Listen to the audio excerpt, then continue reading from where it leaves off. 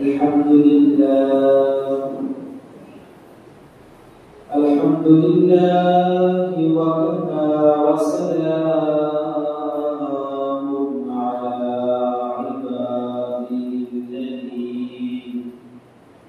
عباده الذين اصطفى أما بعد فأعوذ بالله من الشيطان الرجيم بسم الله الرحمن الرحيم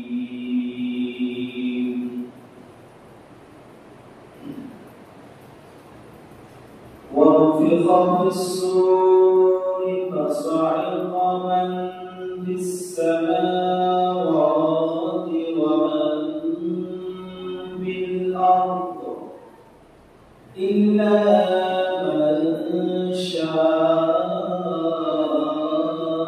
الله ثم نفخ فيه أخرى فإذا هم قيام ينظرون صدق الله العظيم وقال النبي صلى الله عليه وسلم سبعة يذلهم الله في ظله يوم لا ظل إلا ظله إمام عادل وشاب نشأ في عبادة الله ورجل قلبه بالمسجد إلى آخر الحديث أو كما قال عليه الصلاة والسلام الحمد لله সমস্ত প্রশংসা সেই রব্বুল কারীম আল্লাহ রাব্বুল আলামিনের শান্তি দরবারে যে আল্লাহ পাক আমাদেরকে পবিত্র মহানবী হারাম মাসে 29 তারিখে পঞ্চম নম্বর চতুর্থ নম্বর জুমার নামাজ আদায় করার জন্য আল্লাহ রাব্বুল আলামিন তার পবিত্র গৃহে পবিত্র জায়গায় সাপ্তাহিক ঈদের নামাজ আদায় করার জন্য আল্লাহ পাক আমাদেরকে হাজিরি দেওয়ার তৌফিক ইনায়াত করেছেন। এর জন্য আমরা কালিমাতুশ শুকর আদায় করি আলহামদুলিল্লাহ। তারপরে লক্ষ কোটি দুরূদ বর্ষিত হোক প্রিয় নবী মুহাম্মদ আরবি সাল্লাল্লাহু আলাইহি ওয়াসাল্লামের উপরে, যাকে আল্লাহ রাব্বুল আলামিন রাহমাতুল লিল আলামিন করে এই ধরাকে প্রেরণ করেছিলেন। তিনি শুধু রাহমাতুল লিল আলামিন এই ধরাকে নন, তিনি যেমন ভাবে এই ধরাকে পৃথিবীতে রাহমাতুল লিল আলামিন ঠিক তেমনই ভাবে কাল কিয়ামতের দিন কঠিন পরিস্থিতির সম্মুখীন যখন হব তিনিও দয়ার সাগর আমাদের জন্য সুপারিশ করবেন। তিনি জগতের রাহমাতুল লিল আলামিন, পরজগতের রাহমাতুল লিল আলামিন। সেই হাবিবের উপরে লক্ষ কোটি দরুদ বর্ষিত হোক। আমরা সবাই বলি সাল্লাল্লাহু আলাইহি ওয়াসাল্লাম।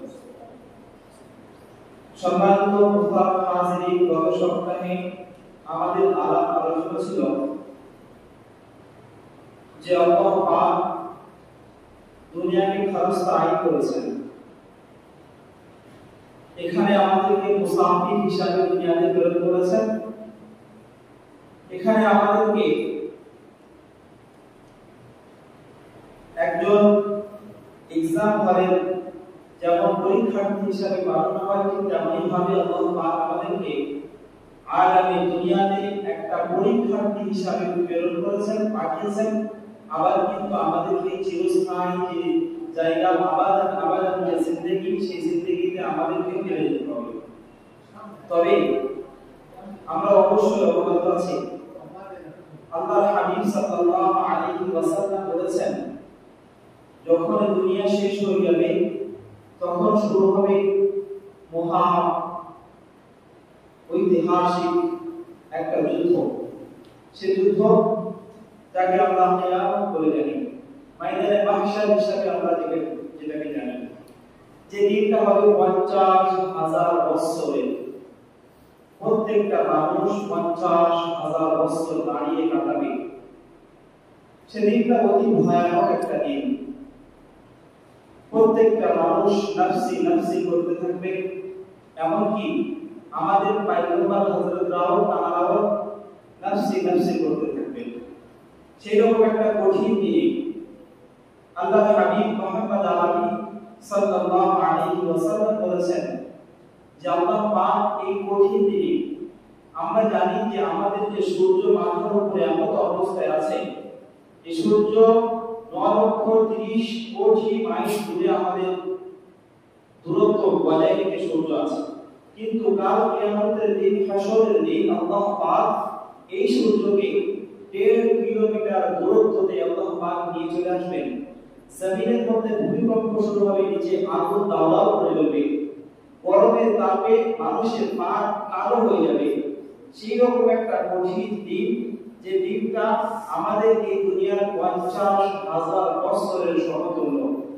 সম্মানিত মুহতারাম হাজিরিন, প্রাণপ্রিয় ছাত্র ভাইরা, আল্লাহ রাব্বুল আলামিন সেই কঠিন দিনে, সেই কঠিন হাসরের দিনে 7 প্রকার ব্যক্তিকে আল্লাহ পাক তার আরশের ছায়া প্রদান করবেন।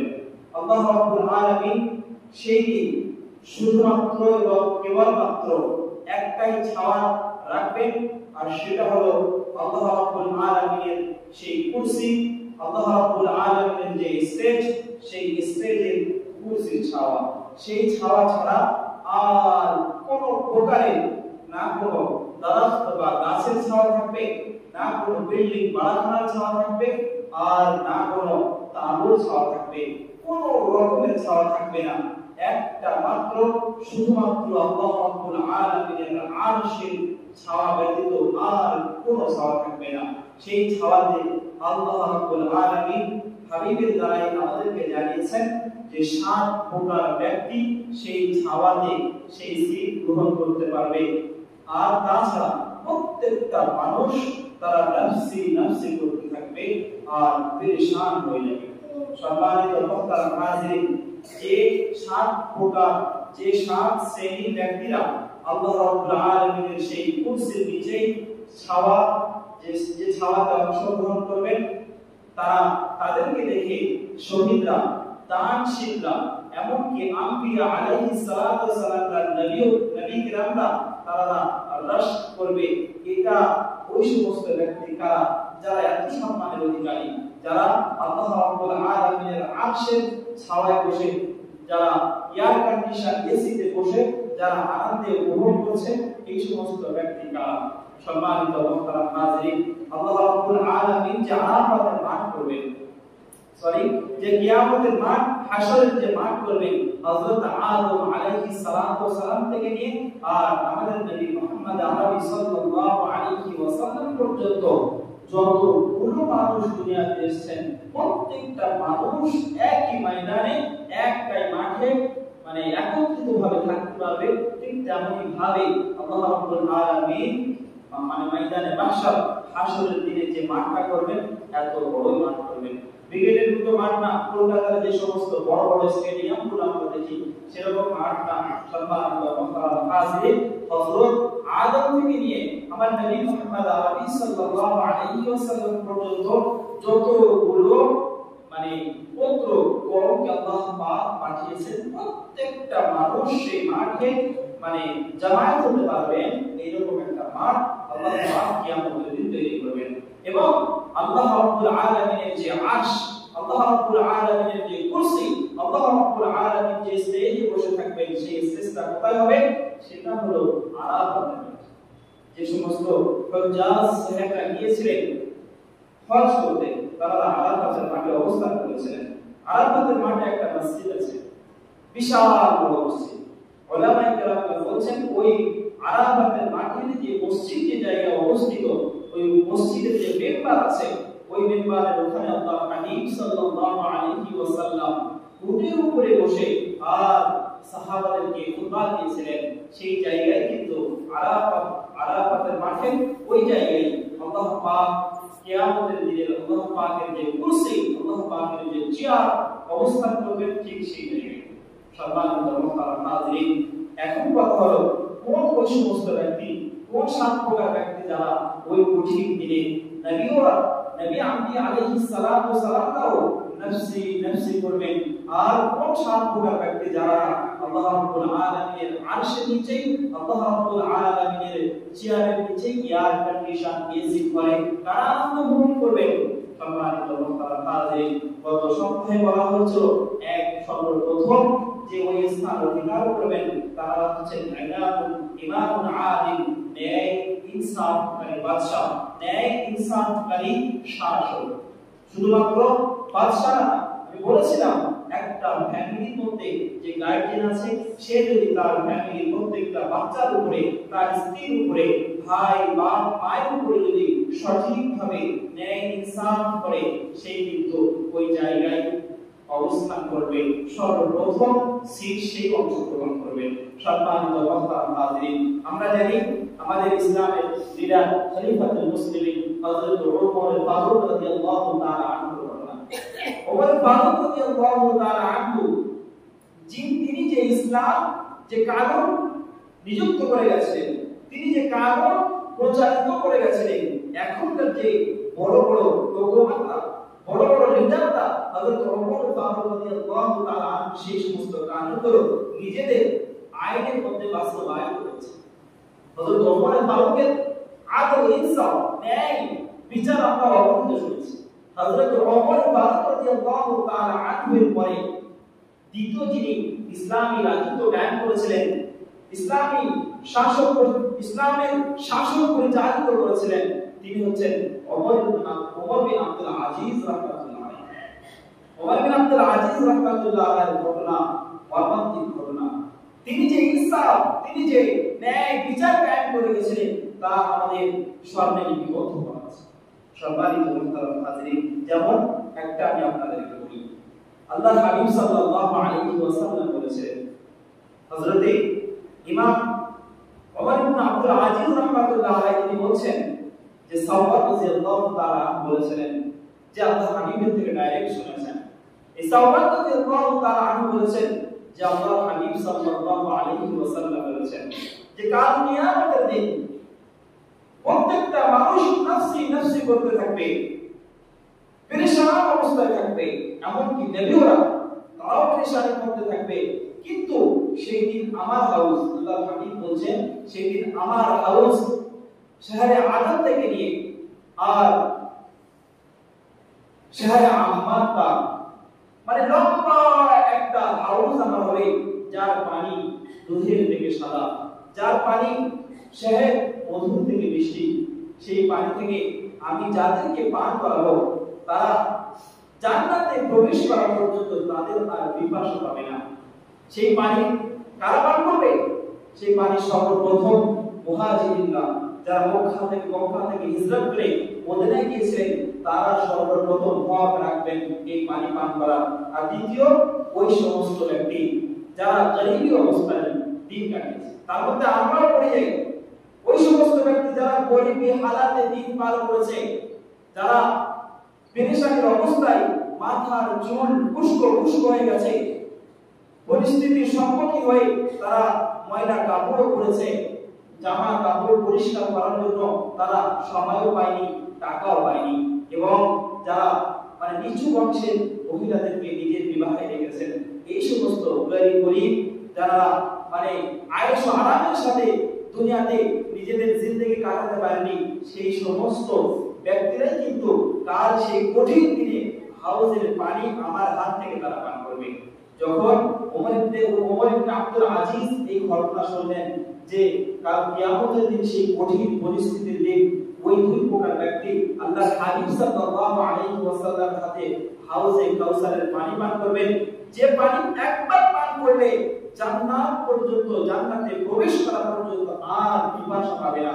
যখন ওমর ইবনে আব্দুল আজিজ এই ঘটনা শুনলেন, তিনি ভাবলেন আমার হাতে তো বাদশাহী, এখন এমন অবস্থা, আমার হাতে তো রাজত্ব এবং একটা উঁচু বংশের মহিলা আমার সঙ্গে বিবাহ হয়েছে, আমি রাজত্ব চালাচ্ছি, যদি আমি এমন ভাবে যদি রাজত্ব চালাই তাহলে কিন্তু কাল কিয়ামতের দিন ওই কঠিন পরিস্থিতির দিন, যে মাইল উপরে যে সূর্য চলে আসবে, নিচেই জমিনের নিচে আগুন দাউদাউ করে জ্বলবে, এমন কঠিন পরিস্থিতির দিন আমি তাহলে আল্লাহ রাব্বুল আলামিন আল্লাহ রাসূল সাল্লাল্লাহু আলাইহি ওয়াসাল্লামের হাতে হাউজে কাউসারের পানি পান করতে পারবো না।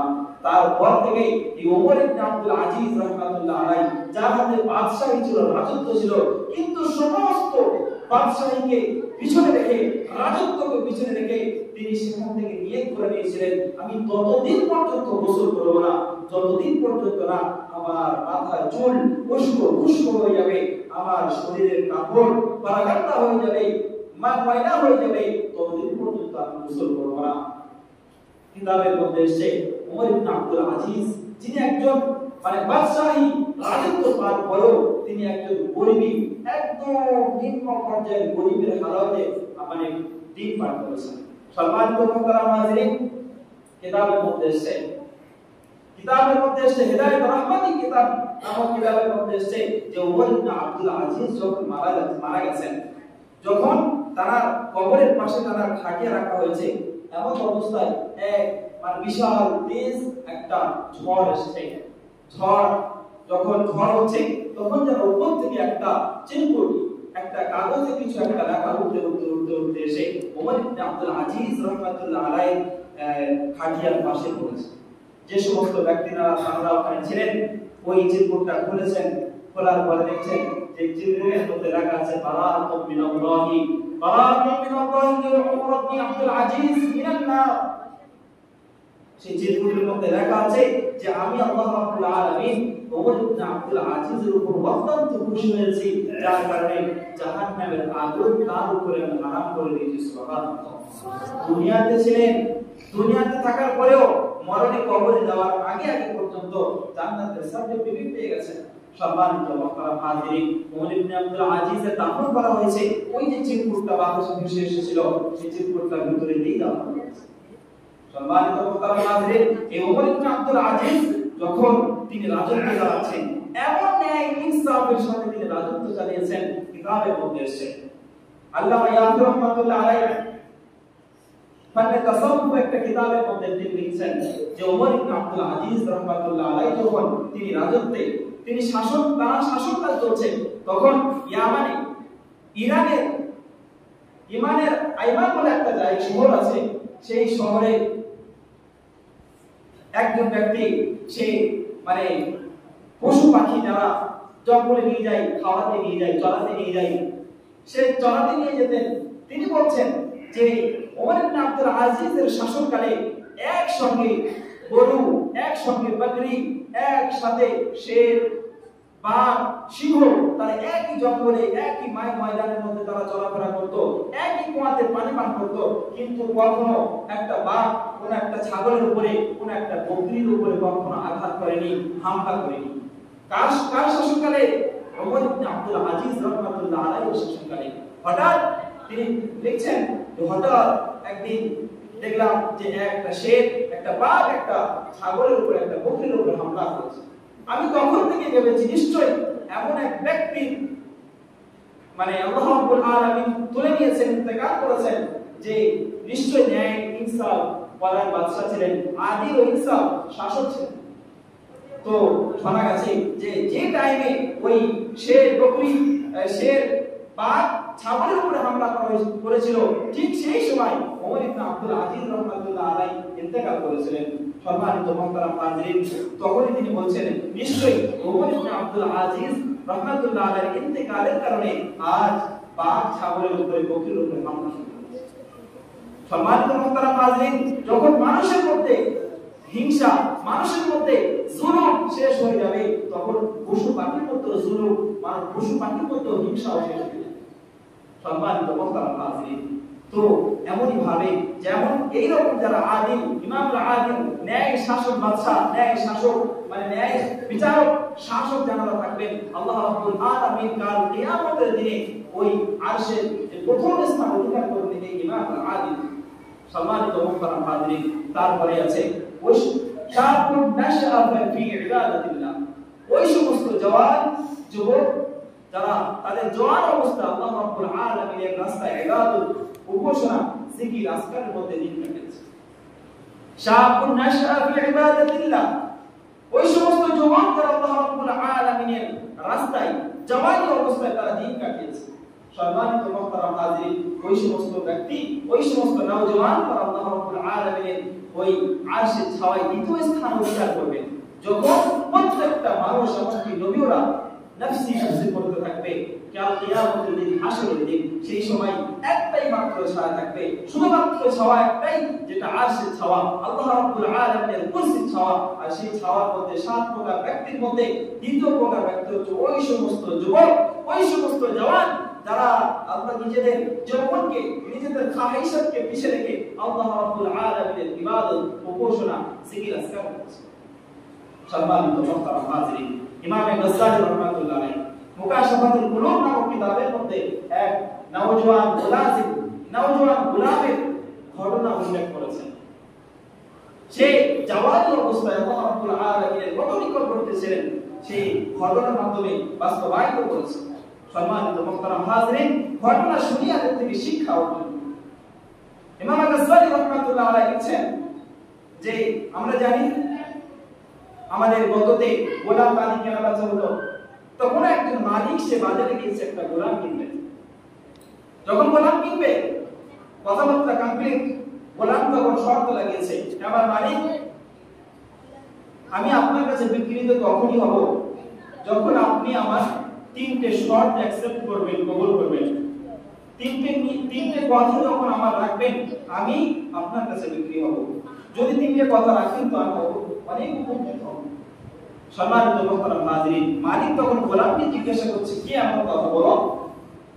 তো তখন সেই গোলাম বলছে যে দেখুন আমি তো আপনার গোলাম হয়ে যাব, আপনার হুকুম আমাকে মানতেই হবে, অমান্য করলে জবাবদিহি হতে হবে। সম্মানিত মালিক, আমার 3টে কথা আমার রাখতে হবে। সর্বপ্রথম কথা হলো যখন 5 ওয়াক্ত নামাজের সময় হয়ে যাবে, ফরজ নামাজের আযান হয়ে যাবে, সঙ্গে সঙ্গে আমি কাজ থেকে ফারাগাত হয়ে আমি আল্লাহ রাব্বুল আলামিনের হুকুম নামাজ আদায় করব। অর্থাৎ 5 ওয়াক্ত নামাজের টাইম হতেই আমার সঙ্গে সঙ্গে ছুটি দিতে হবে, আমি নামাজ আদায় করে নেব। দ্বিতীয় শর্ত হচ্ছে হে আমার মালিক আমি আপনার 3 ভোর কাজ করব, রাতে বেলা কিন্তু আমি আপনার কাজ করব না। দিনে আপনি আমাকে যখন যে কাজ বলবেন আমি তা করব, কিন্তু রাতের বেলা আমি আপনার কাজ করব না। আর তৃতীয় শর্ত হচ্ছে আপনাকে আমার একটা ঘর দিতে হবে, পার্সোনাল ঘর, যে ঘরের মধ্যে কেবলমাত্র আমি প্রবেশ করব আর অন্য কেউ প্রবেশ করতে পারবে না। সম্মানিত মুহতারাম হাজিরিন, আমরা তো আজাদ, একটা গোলাম শর্ত লাগাচ্ছি। প্রথম শর্ত 5 ওয়াক্ত নামাজের সময় হলে আমাকে ছুটি দিতে হবে। দ্বিতীয় শর্ত যে আমি আপনার শুধু দিনে দিনে খিদমত করব, কাজ করব, রাত হলে কিন্তু আমাকে ছুটি দিতে হবে। তৃতীয় নম্বর শর্ত হচ্ছে যে আমার জন্য একটা পার্সোনাল ঘর দিতে হবে, যে ঘরে শুধুমাত্র আমি প্রবেশ করব, অন্য কেউ প্রবেশ করতে পারবে না। মালিক কথা তার কবুল করে নিল, ঠিক আছে তোমার কথা শোনা হবে। সম্মানিত মুহতারাম হাজিরিন, যখন গোলামকে নিয়ে চলে গেল, গোলাম দিনে দিনে কাজ করে, 5 ওয়াক্ত নামাজ টাইম মতো আদায় করে, রাতের বেলা ইবাদত, রাতের বেলা সে কাজ করে না, বিশ্রামে থাকে। হঠাৎ একদিন এই মালিক সে ভাবছে দেখা যাক, মালিক তো আমাকে বলেছিল। তার আগে একটা কথা, যখন এই মালিক যখন গোলামকে বাড়িতে নিয়ে গেছে, নিয়ে যাওয়ার পরে গোলামকে বলছে দেখো আমার এতগুলো ঘর আছে, এই ঘরের মধ্যে যে কোনো একটা ঘর তুমি নিযুক্ত করে নাও, সেই ঘরটা তোমার খাওয়ার জন্য কাজ করে দাও। ওই গোলাম বুঝতে সমস্ত ঘরের মধ্যে যে ঘরটা সব থেকে খারাপ সেই ঘরটাই বেছে নিয়েছে। মালিক জিজ্ঞাসা করছে কি ব্যাপার, এত বড় ঘর আছে তার মধ্যে তুমি এই খারাপ ঘরটা কেন বেছে নিলে? তখন সেই গোলাম বলছে আপনার কাছে খারাপ হতে পারলেও আপনার চোখে এই ঘটনা খারাপ হলেও আমার আল্লাহ রাব্বুল আলামিন আমার প্রভুর কাছে এটা একটা বাগিচা, এটা একটা হাদিকা, এটা একটা পাক শহর। সম্মানিত মুহতারাম হাজিরিন, দিন চলে যাচ্ছে, কয়েকদিন পরে মালিক উঠছে, দেখা যাক রাতের বেলা ছুটি কেন নিয়েছে, এই রাতের বেলা কি করে আমি দেখি।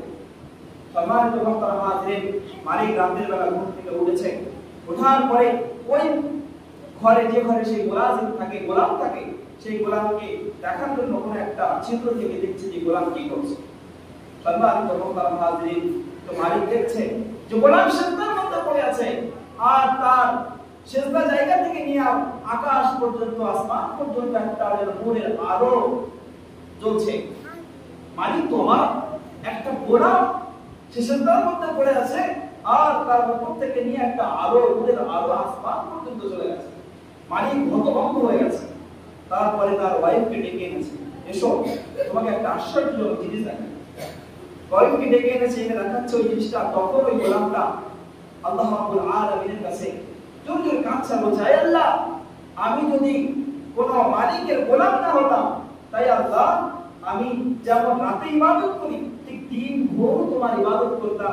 আমি শুধু একজনের গোলাম হওয়ার কারণে, একজনের কাছে বিক্রি হওয়ার কারণে আল্লাহ আমি সকাল থেকে সন্ধ্যা পর্যন্ত, সন্ধ্যা থেকে সকাল পর্যন্ত আমি ইবাদত করি।